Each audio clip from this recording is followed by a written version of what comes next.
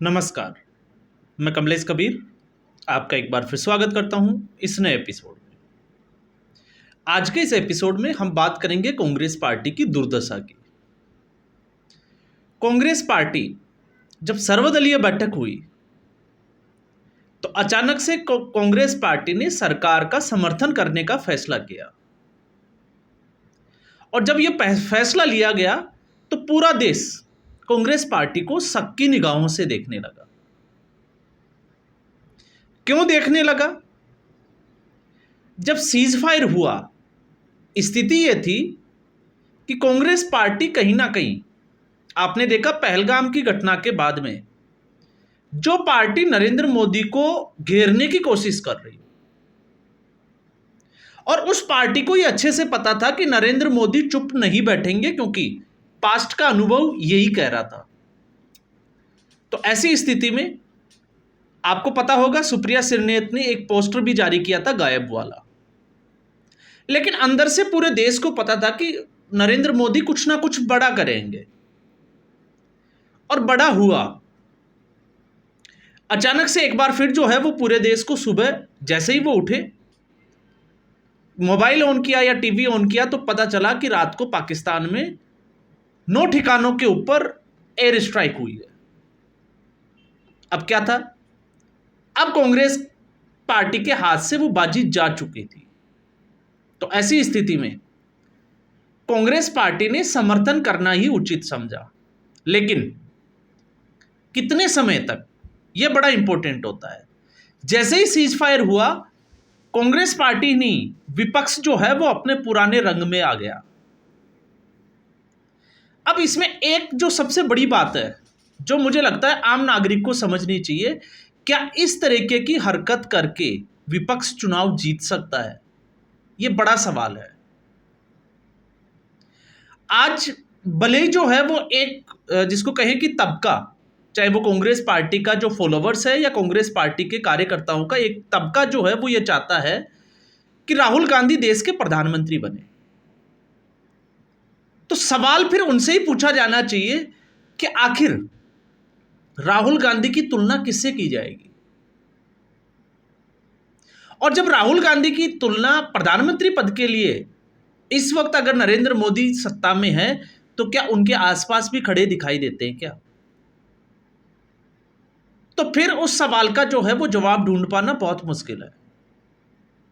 अब ऐसी स्थिति में भारतीय जनता पार्टी ने, या हम कहें कि केंद्र सरकार ने, एक निर्णय लिया कि पाकिस्तान के ऊपर जो कार्रवाई हुई उसको पूरी दुनिया में डेलीगेशन भेजे जाएंगे और पाकिस्तान के एजेंडे को ध्वस्त किया जाएगा, पाकिस्तान को एक्सपोज किया जाएगा। अब इस वक्त आलम यह है कि पूरी दुनिया भारत के इस ऑपरेशन सिंदूर की कामयाबी को स्वीकार कर चुकी है, और उसका एक ही जो है वो सबसे बेस्ट, जिसको हम कहें कि उदाहरण है, वो है कि जिस एक्यूरेसी के साथ, जिस संयम के साथ, धैर्य के साथ सिर्फ उन्हीं ठिकानों को टारगेट किया गया जो आतंकवादी ठिकाने हैं, सिविलियंस के ऊपर भारत ने कोई कार्रवाई नहीं की। फिर चाहे पाकिस्तान ने कितनी ही उकसाने वाली कार्रवाई की हो, लेकिन भारत ने उसका जवाब जिस सटीकता और संयमता के साथ दिया, तो पूरी दुनिया जो है वो उसका लोहा मान रही है। अब ऐसी स्थिति में केंद्र सरकार ने एक बड़ा ही, और जिसको कहते हैं कि लोकतांत्रिक देश में जिस निर्णय की जरूरत होती है, वो निर्णय लिया, और इसमें फैसला किया गया कि जो डेलीगेशन भेजे जाएंगे उसमें ऑल पार्टी के सदस्य होंगे। अब कांग्रेस पार्टी के भी होंगे, असदुद्दीन ओवैसी भी होंगे। आप ये देखिए, बड़ा एक थोड़ा सा जो है वो हमें अचरज भरा लगता है कि असदुद्दीन ओवैसी को भी जो है वो मौका मिल रहा है, जबकि किसी भी फैसले में सरकार के साथ खड़े नहीं दिखाई देते, खासकर जहां हिंदू और मुस्लिम की बात होती है। इसके अलावा एआईडीएमके, आपने देखा सुप्रिया सुले एनसीपी से, श्रीकांत, प्रियंका चतुर्वेदी, तो एक ऐसा डेलीगेशन जो है वो केंद्र सरकार ने बनाया। अब कांग्रेस जो है उसमें बौखला गई है, और कांग्रेस का बौखलाने का कारण क्या है? कांग्रेस पार्टी नहीं चाहती कि शशि थरूर, जो कि एक सबसे बड़े डेलीगेशन का हिस्सा है, नेतृत्व करेंगे। जिनकी जिम्मेवारी है अमेरिका और यूके जैसे देशों को संबोधित करने की, पाकिस्तान को एक्सपोज करने की। तो अब इसमें जो है वो सवाल खड़ा ये होता है कि आखिर कांग्रेस पार्टी में शशि थरूर ही क्यों? तो फिर हम सवाल पे आते हैं कि कांग्रेस पार्टी पर शक क्यों नहीं किया जाए। आज मुझे लगता है कि अगर ये जिम्मेवारी राहुल गांधी को मिलती तो कैसा होता, लेकिन राहुल गांधी ने समय समय पर इस देश को, या हम कहें कि पूरी दुनिया को बताने की कोशिश की कि राहुल गांधी किस तरीके से मोदी विरोध में पागल हो चुके हैं। आज आप सोच के देखिए, एक जमाना था जब अटल बिहारी वाजपेयी विपक्ष में होते हुए भी पाकिस्तान के लिए उनको भेजा जाना, और एक आज का समय है कि नेता प्रतिपक्ष लोकसभा का राहुल गांधी जो विदेशों में जाकर यूनिवर्सिटीज में भाषण देते हैं, उनका नाम भी कहीं नहीं लिया जाता। और इसकी आप सोचिए कि ऐसा करने की जरूरत क्यों पड़ी? ऐसा करने की जरूरत इसलिए पड़ी कि जब जब राहुल गांधी को मौका मिला विदेशी मंच से, तब तब भारत का अपमान किया। तो आप उम्मीद कैसे कर सकते हैं कि इस फैसले में वो केंद्र सरकार के साथ खड़े दिखाई देंगे? और दूसरा सवाल तो यहां पर भी खड़े होते हैं कांग्रेस की मंशा के ऊपर कि जिस डेलीगेशन का उन्होंने जो है वो डेलीगेशन के लिए नामों का सुझाव दिया, उसमें एक थे नासिर हुसैन। ये नासिर हुसैन वही व्यक्ति है जिसने चुनाव जीतने के बाद में विधानसभा में पाकिस्तान के नारे लगे थे। अब आप सोच के देखिए, उस व्यक्ति को डेलीगेशन में उसका नाम का सुझाव भेजना मुझे लगता है बड़ा ही अजीब लगता है, लेकिन कांग्रेस पार्टी ने ऐसा किया। गौरव गोगोई, जिनकी पत्नी एलिजाबेथ के ऊपर बड़े आरोप लगते हैं, और आपने देखा होगा ऐसा होने के बाद में हेमंता बिस्वा शर्मा ने तो साफ तौर से गौरव गोगोई को कटघरे में खड़ा करने की कोशिश की है, जो एक पाकिस्तानी एनजीओ से जुड़ी हुई है और पाकिस्तान जाती रहती है। तो ऐसे लोगों पर किस तरीके से भरोसा किया जाए? भरोसे के लिए तो राहुल गांधी भी अभी अगर आप देखोगे तो उस कसौटी पे खरा नहीं उतरते। तो फिर नासिर हुसैन, गौरव गोगोई या फिर शशि थरूर। शशि थरूर जो कि 29 साल तक 1978 से लेकर उसके बाद में 29 साल तक, लगभग 2007 तक यूएन में वो कार्य कर चुके हैं, कार्यरत रह चुके हैं। तो एक बड़ा अनुभव, फ्लुएंट आपने देखा इंग्लिश और वक्ता। तो ऐसी स्थिति में मैं किसी और के साथ कंपेयर नहीं करता, मैं राहुल गांधी और शशि थरूर, और इसके ऊपर मैंने पहले भी बात की थी जब प्रियंका गांधी वाड्रा, आपको पता ही होगा, जब पहली बार वो लोकसभा पहुंची तो उनको बोलने का मौका दिया गया,